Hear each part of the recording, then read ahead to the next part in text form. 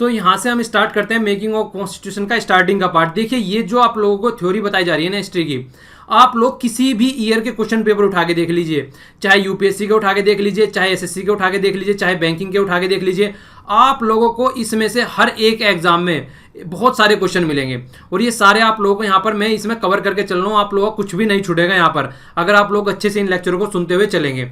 देखिए सबसे पहला यही है, आप लोगों ने देखा होगा बहुत बार ये क्वेश्चन आ चुका है 1934 का जो आइडिया था कॉन्स्टिट्यूशन का। तो आइडिया जो दिया गया था कॉन्स्टिट्यूशन असेंबली का, इनके द्वारा दिया गया था, पहले भी हम डिस्कस कर चुके हैं, फिर से बता रहा हूं तो रिवीजन हो जाएगा, याद रखिएगा। इसके अलावा 1935 में इंडियन नेशनल कांग्रेस ने फर्स्ट टाइम ऑफिशियली जो डिमांड किया था, आप लोग ये भी याद रख सकते हैं, 1935 में ऑफिशियली डिमांड किया था इसको कॉन्स्टिट्यूशन असेंबली को, ठीक है, कि हमको कॉन्स्टिट्यूशन असेंबली चाहिए, हमको अपना खुद का कॉन्स्टिट्यूशन बनाना है जिसके हिसाब से हमारी कंट्री आजाद होगी और हम अपनी कंट्री को खुद से रूल किया जाएगा हमारे लोगों के द्वारा। तो ये बात जो की गई थी वो 1935 में की गई थी जब आइडिया दिया गया था एम एन रॉय जी के द्वारा, ठीक है। फिर 1938 में जवाहरलाल नेहरू जी ने कांग्रेस के बिहाफ में, मतलब कांग्रेस की तरफ से कॉन्स्टिट्यूशन असेंबली फ्री इंडिया होनी चाहिए, ठीक है, इस तरीके की बात बोली गई थी। और वो बात बोली गई थी, उसके साथ में ये भी बात बोली गई थी जो बहुत ही ज्यादा इंपॉर्टेंट है कि एडल्ट फ्रेंचाइज होनी चाहिए, ठीक है। ये क्या होता है कि जो हमारे जवान, जो हमारे यहाँ पे जवान सिटीजन है, उनको सबको वोट मिलने का अधिकार होना चाहिए जो भी एडल्ट हो जाते हैं। ऐसा नहीं है जैसे अंग्रेजों के टाइम पे बस कुछ आदमियों को ही वोट डालने का अधिकार दे रखा था, जिसके पास जो कोई जमींदार है या फिर जो कोई अच्छा खासा एजुकेटेड आदमी है, तो उन्हीं को, कुछ को ही, लिमिटेड आदमियों को वोटिंग का अधिकार था। तो ऐसा नहीं होना चाहिए, इन्होंने एडल्ट फ्रेंचाइज बोला। यहाँ पे आदमियों में और औरतों में भी कोई डिफरेंस नहीं किया गया।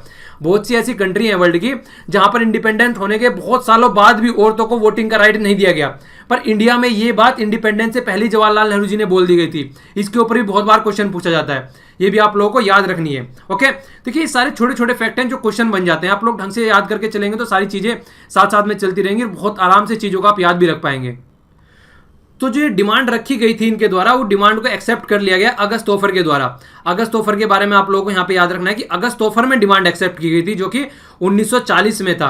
इसके बाद में 1942 में ये क्रिप्स मिशन के बारे में भी आप लोगों ने सुना होगा, इंडिया में आया। तो इंडिया में आने के बाद में इसने क्या बोला, जो आप बात कर रहे हैं कॉन्स्टिट्यूशन असेंबली की, वो हम बनवा देंगे, वो सारी चीजें हो जाएंगी, पर लेकिन ये सारी चीजें अगर आप जो वर्ल्ड वार चल रही है उसके बाद में चीजें स्टार्ट करो तो ढंग से ज्यादा बेटर रहेगा, ठीक है। मतलब कहने का ये था, क्रिप्स मिशन ने ये बोला कि जो वर्ल्ड वार चल रही है, उस टाइम पे कौन सी वर्ल्ड वार चल रही थी, आप लोगों को पता होगा कौन सी चल रही थी, सेकंड वर्ल्ड वार चल रही थी, जो स्टार्ट कब से हुई थी, 1939 से, ठीक है। तो हम यहाँ 1942 की बात कर रहे हैं और लगभग 1945 में ये फिनिश हुई थी। तो उस टाइम पे इन्होंने क्या बोला, ये चाहते थे कि इंडिया जो है इंडिपेंडेंट कॉन्स्टिट्यूशन असेंबली अडेप्ट कर सकता है, पर आफ्टर सेकंड वर्ल्ड वार। तो ये चाह रहे थे कि सेकंड वर्ल्ड वार में हमारा पार्टिसिपेट, हमारा साथ दे इंडिया, ठीक है, तो हमारी साथ से लड़े। तो इसीलिए देखिए बहुत ज्यादा क्रिटिसिज्म किया गया जो इसका मतलब क्रिप्स प्रपोजल का। उन्होंने क्या बोला गया, गांधी जी का ये वर्ड कई बार पूछा जाता है कि किन्होंने जो क्रिप्स प्रपोजल को था पोस्ट डेटेड चेक बोला, मतलब एक ऐसा चेक जो कि बाद में आएगा, मतलब ऐसा कुछ नहीं, मतलब यहाँ पे जो चीजें अभी मिलनी चाहिए वो नहीं मिल रही है, बाद में चीजें बताई जा रही हैं, और ये ऐसी चीजें होती है कि इसकी कोई गारंटी नहीं होती है, ठीक है। तो ये बात चल रही है। तो गांधी जी ने इस तरीके के वर्ड यूज किए इसके लिए। तो कौन थे वो, MK गांधी जी थे जिन्होंने इस तरीके के वर्ड यूज किए थे, ठीक है। और मुस्लिम लीग ने भी क्या किया, मुस्लिम लीग ने तो सीधा सीधा बोला कि हमको जो है अलग सेपरेट अपनी असेंबली चाहिए, कॉन्स्टिट्यूशन असेंबली चाहिए, हमको अपना सेपरेट कॉन्स्टिट्यूशन बनाना है। तो फाइनली जो है, जो कॉन्स्टिट्यूशन असेंबली की जो बात चल रही थी, उसके लिए कैबिनेट मिशन इंडिया में सेंड किया गया, ठीक है। कैबिनेट मिशन इंडिया में आया और उन्होंने क्या बोला कि जो दो कॉन्स्टिट्यूशन असेंबली की बात थी वो रिजेक्ट कर दी गई। तो कैबिनेट मिशन ने रिजेक्ट की थी, ठीक है। कॉन्स्टिट्यूशन असेंबली की दो कॉन्स्टिट्यूशन असेंबली की बात चल रही थी जो कि मुस्लिम लीग ने मांगी थी। मोहम्मद अली जिन्ना जी बोल रहे थे कि हमारे लिए अलग कॉन्स्टिट्यूशन असेंबली बनाओ, तो कैबिनेट मिशन ने उसको रिजेक्ट कर दिया। जो दो कॉन्स्टिट्यूशन असेंबली की बात चली थी उन्होंने बोला कि एक ही कॉन्स्टिट्यूशन असेंबली बनेगी, दो कॉन्स्टिट्यूशन असेंबली नहीं बनेगी, ओके। तो ये बात बोली गई किसके द्वारा, कैबिनेट मिशन के द्वारा। अब जो ये वाली स्लाइड है इसमें से आपको 3 से 4 क्वेश्चन आराम से एग्जाम में मिल जाते हैं किसी न किसी वे में, डायरेक्ट और इनडायरेक्ट वे में, ठीक है। तो यहाँ पे देखिए सबसे पहली बात क्या बोली गई है, कॉन्स्टिट्यूशन असेंबली के बारे में जिक्र किया गया है। तो जो कॉन्स्टिट्यूट की गई थी वो नवंबर में 1946 में कॉन्स्टिट्यूट की गई थी, किसके द्वारा, कैबिनेट मिशन के द्वारा। तो ये आप लोगों को याद रखनी है। तो जो स्कीम फॉर्मुलेटेड की गई थी उसके बेस पे कॉन्स्टिट्यूशन असेंबली बनाई गई थी, कैबिनेट मिशन प्लान आप लोगों को याद रखना है। फीचर क्या थे इसके, टोटल जो स्ट्रेंथ थी वो 389 थी, ठीक है। 389 में जो 296 जो सीट थी वो कौन था, ब्रिटिश इंडिया, ठीक है। इसके अलावा 296 जो थी वो ब्रिटिश इंडिया की थी, ये ज़्यादा आगे फिर डिवाइड कर दिया गया, इतना याद नहीं रखना आप लोगों को, बस यहाँ पर याद रखेगा। और जो 93 थे इसमें वो प्रिंसली स्टेट थे, मतलब जो राजा रजवाड़े, आप लोगों ने लगान मूवी भी देखी होगी, जो क्रिकेट वगैरह होता है और जो राजा वगैरह रहते हैं वहाँ पे, तो उस तरीके से चीज़ें आप लोग मतलब थोड़ा सा आप लोग बैकग्राउंड में पिक्चर बना के चलेंगे तो चीज़ें याद रहेंगी आप लोगों के, ठीक है। तो यहाँ पे क्या है, तो ब्रिटिश इंडिया और ये प्रिंसली स्टेट, तो टोटल मिला के कितनी थी, 389 सीटें। पर बात क्या आती है निकल के, यहाँ पे ये भी क्वेश्चन कई बार पूछ लिया जाता है, ईच जो प्रोविंस थी एंड जो मतलब जो भी थे यहाँ पे ब्रिटिश इंडिया या फिर प्रोविंशियल स्टेट, तो यहाँ पे क्या था, जो अलॉटमेंट ऑफ द सीट की गई थी वो देयर प्रपोर्शन टू उसकी पॉपुलेशन थी, मतलब पॉपुलेशन के बेस पे प्रपोर्शन था।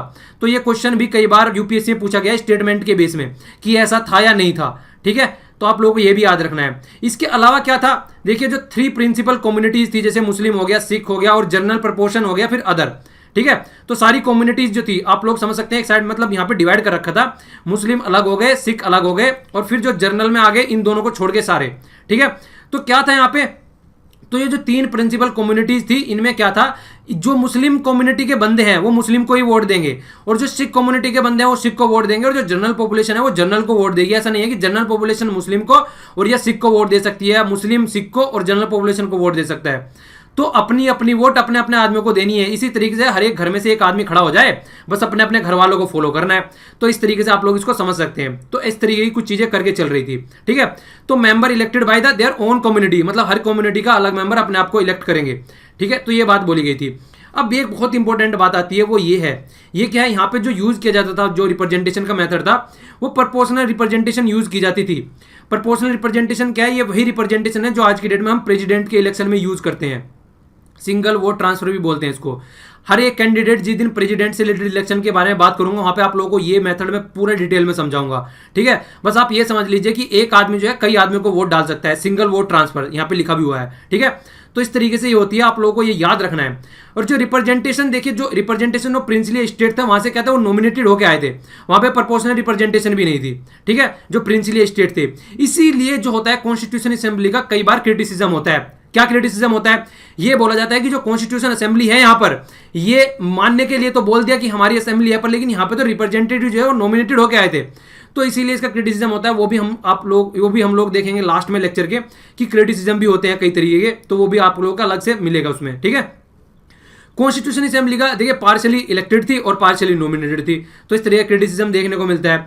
और सबसे बड़ी बात, एक बात और दिखती है, जो मेंबर थे इनडायरेक्टली इलेक्टेड थे, ठीक है ना, प्रोविंशियल असेंबली के द्वारा। जिस तरीके से मतलब डायरेक्टली इलेक्टेड नहीं थे, जिस तरीके से मैंने आप लोगों को बताया प्रेसिडेंट के जो इलेक्शन होते हैं वो इनडायरेक्ट होते हैं, मतलब हमारे द्वारा चुने हुए नुमाइंदे जो एमपी और एमएलए होते हैं लोकसभा और राज्यसभा में, वही प्रेसिडेंट को चुनते हैं। तो इसी तरीके से यहाँ पे भी इनडायरेक्ट इलेक्शन थे, ये यहाँ पर डायरेक्ट इलेक्शन नहीं थे। तो ये सारी चीजें आप लोगों को माइंड में याद रखनी है। इसमें से डायरेक्ट क्वेश्चन आप 4-5 क्वेश्चन यहाँ से निकाल सकते हैं डायरेक्ट वे में, ओके। अब यहां से भी आप लोगों के लिए डायरेक्ट क्वेश्चन निकल के आता है, तो यहां पे भी आप लोगों को याद रखना है। देखिए क्या बोला गया है, जो इलेक्शन थे कॉन्स्टिट्यूशन असेंबली के वो जुलाई और अगस्त में 1946 में हेल्ड हुए, ठीक है। इसके बाद में क्या हुआ, इंडियन नेशनल कांग्रेस ने जीती 208 सीट, मुस्लिम लीग ने जीती 73 सीट और जो इंडिपेंडेंट जो थे उनको मिली 15 सीटें, ठीक है। याद रखना है यहां तक का मुस्लिम लीग साथ में चल रही है, ठीक है। तो 73 सीट है उनकी। 93 जो सीट है वो प्रिंसली स्टेट को अलॉटेड की गई, बट उन्होंने वो भरी नहीं। क्यों, वो दूर रहे। क्यों, क्योंकि देखिए उन लोगों को कहीं ना कहीं डर लगने लगा था कि अगर हम कॉन्स्टिट्यूशन असेंबली में पार्टिसिपेट करेंगे तो हमारा जो राज्य है वो तो गया, क्योंकि यहाँ पे इंडिपेंडेंट कंट्री की बात चल रही है, यहाँ पे कोई भी राजा नाम की चीज नहीं रहेगी फ्यूचर में। तो ये इनके मन में डर सताने लगा पहले से पहले ही कि अगर यहाँ पर आके कल को इंडिपेंडेंट कंट्री बन जाएगी तो राजाओं का तो कोई मतलब ही नहीं रहेगा, यहाँ पे प्राइम मिनिस्टर रहेगा, प्रेसिडेंट रहेगा और उनका कैबिनेट रहेगा और उसके हिसाब से पूरी कंट्री को रूल किया जाएगा। तो उन्होंने क्या किया, उन्होंने दूर रहना पसंद किया असेंबली से। पर लेकिन अगर देखा जाए असेंबली में तो मैक्सिमम ऑल सेक्शन के आदमी थे यहाँ पे, हिंदू थे, मुस्लिम थे, सिख्स थे, पारसीज थे, Anglo Indian, Christian, SC ST including women भी यहाँ पर इसमें मेंबर थी। तो ये आप लोगों को याद रखना है, ये काफी मेंबर यहाँ पे थे। ऐसा कुछ नहीं है कि यहाँ पर मतलब पार्टिसिपेट नहीं किया था, पर लेकिन ह्यूज जो पॉपुलेशन थी वो मैक्सिमम हिंदू थी और कांग्रेस थी। तो ये दो चीजें आप लोगों को याद रखनी है, इसका आगे भी जिक्र आएगा। और ये क्वेश्चन बहुत बार पूछा जाता है, जो कॉन्स्टिट्यूशन असेंबली थी उसमें दो सबसे इंपॉर्टेंट आदमी नहीं थे, वो कौन है, एक तो थे महात्मा गांधी जी और दूसरे कौन थे, मोहम्मद अली जिन्ना जी। इसके ऊपर डायरेक्ट क्वेश्चन निकल के आता है। तो इसको आप लोगों को याद रखना है कि ये दोनों मेंबर वहां पे कॉन्स्टिट्यूशन असेंबली में प्रेजेंट ही नहीं थे, ठीक है। तो ये भी आप लोगों को यहां पर याद रखना है इसके बारे में। ये वाली स्लाइड में से भी कई क्वेश्चन आते हैं। यहां पर देखिए क्या बात की जाती है। देखिए कॉन्स्टिट्यूशन असेंबली की जो फर्स्ट मीटिंग हुई थी, ये आप लोगों को याद रखना है, बहुत ही ज्यादा इंपॉर्टेंट है। वो दिसंबर 9 1946 में हुई थी। ठीक है, 211 मेंबरों ने अटेम्प्ट की थी ओनली, 211 मेंबरों ने। जैसे कि हम लोगों ने देखा भी, प्रिंसिली स्टेट भी दूर रहे, कुछ मुस्लिम वाले भी नहीं आए, मुस्लिम लीग ने बाइकआउट कर दिया।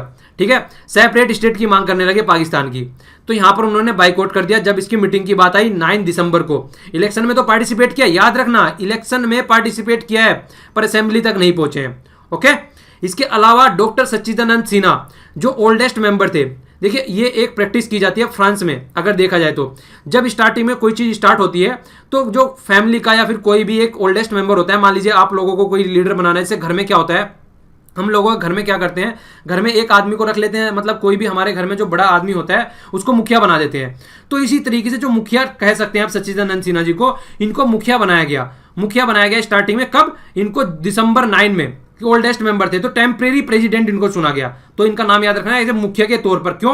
क्योंकि इनके अंडर में फिर इलेक्शन कराए गए, इलेक्शन करा के मतलब फिर छांटा गया कि कौन हमारा प्रेसिडेंट होगा, कौन वाइस प्रेसिडेंट होगा यहाँ पर।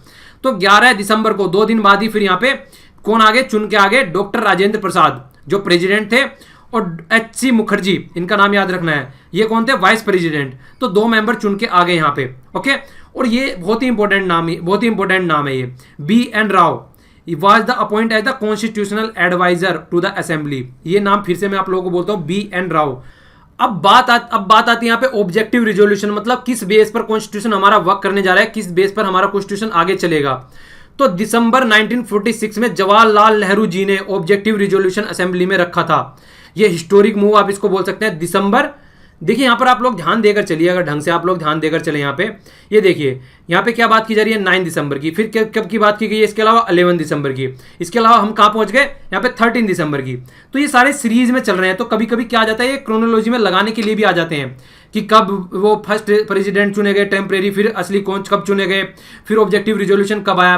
तो आप लोग थोड़ा सा डेट पे भी ध्यान देकर चलिएगा, जिससे कि आपके माइंड में क्लियरिटी बनी रहे इन चीजों को लेकर। ठीक है, तो हुआ क्या, देखिए इन्होंने फंडामेंटल जो थे हमारे उसके कॉन्स्टिट्यूशन के, और जो फिलोसफी थी उसके बारे में स्ट्रक्चर दिया गया यहाँ पर कि किस तरीके से हमारा कॉन्स्टिट्यूशन होना चाहिए।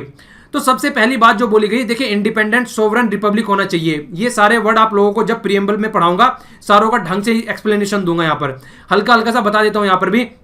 देखिए सबसे पहले बोली गई इंडिपेंडेंट, समझ में आता है इंडिपेंडेंट, पर जो सोवरन होता है वो ऐसा होता है कि हम जो है अपना खुद का डिसीजन खुद से ले सके और बाहर वाला कोई उसमें इंटरफेयर न करे, हमारा डिसीजन हम खुद ले सके, इसका मतलब होता है ये होता है, इसको बोलते हैं सोवरन। ठीक है, तो ये बात की गई। इसके अलावा जो फ्यूचर में जो गवर्नमेंट बनेगी, ठीक है, तो वो कॉन्स्टिट्यूशन के हिसाब से हमारे यहाँ पर चलेगी, जो हम कॉन्स्टिट्यूशन बनाएंगे।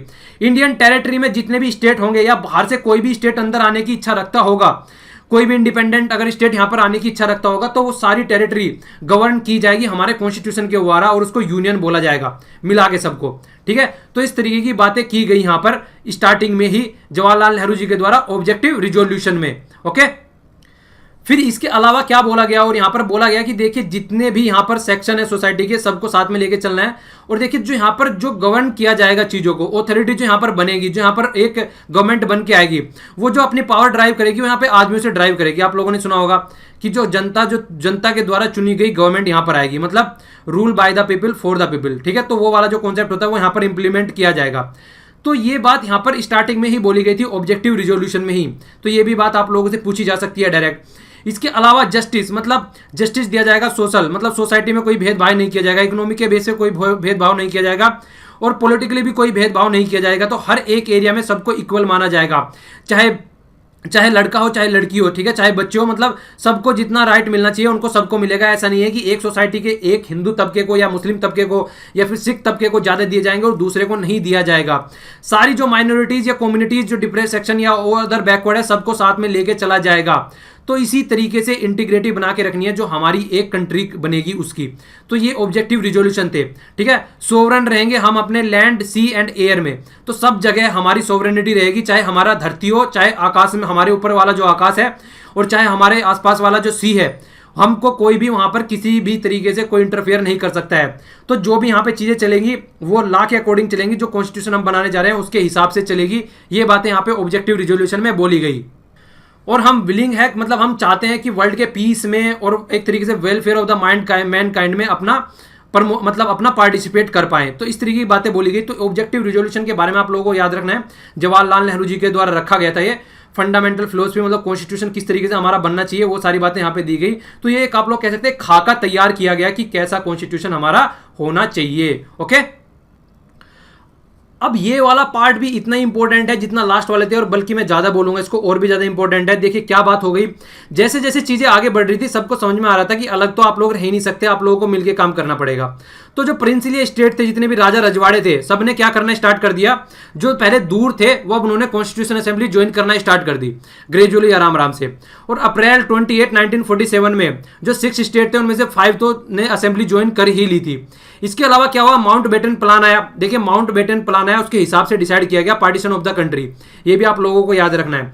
कॉन्स्टिट्यूशन असेंबली किसके द्वारा बनाई गई है, मैंने आप लोगों को अभी बताई थी, याद आ रहा है कुछ, कैबिनेट मिशन के द्वारा, याद रखना है। और जो माउंट बेटन प्लान है उसने पार्टीशन किया था कंट्री का, ठीक है। तो देखिए हुआ क्या, जब पार्टीशन की बात हो गई तो रिप्रेजेंटेटिव मोस्ट ऑफ द जो प्रिंसली स्टेट थे उन्होंने भी अपनी असेंबली में सीट ले ली, तो ये असेंबली में आ गए। इसके अलावा मुस्लिम लीग के मेंबर भी असेंबली में आ गए। कौन से मेंबर, जो इंडियन डोमिनेंट के थे, मतलब मुस्लिम, जब पार्टीशन की बात हो गई तो मुस्लिम लीग के भी कुछ मेंबर ऐसे थे ना जो इंडिया में रहना चाहते थे, और जो पाकिस्तान में जाना चाहते थे वो पाकिस्तान में चले गए। तो जो इंडिया में रहना चाहते थे उन्होंने भी असेंबली में एंटर कर लिया। पाकिस्तान वाले तो जो पाकिस्तान में जाना चाहते थे वो तो चले गए, ठीक है।